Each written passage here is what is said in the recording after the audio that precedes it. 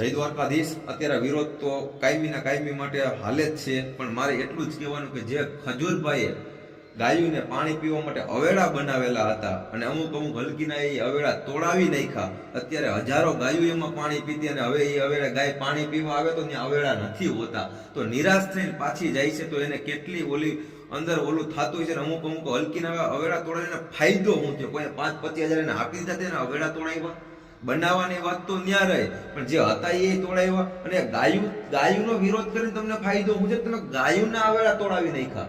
મારે એટલું જ કહેવાનું કે તમે ગાયો હોતી આવે તો તમને લડવા માંડી, બિચારી પાણી પીતી હતી અને કોઈક જે સારું કામ કરે છે ન્યા મારા હારા આડા પડે છે, તો તમને ફાયદો હું? તમારે વ્યુઅર્સ બનાવવા હોય, પૈસા કમાવા તો બીજે કમાવ ને, ખોટા આવા વિરોધ હું કામે કરો છો?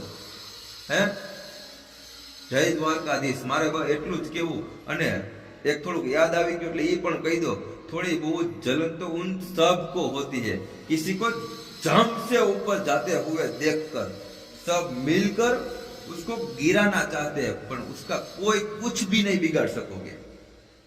जय द्वारकाधीश।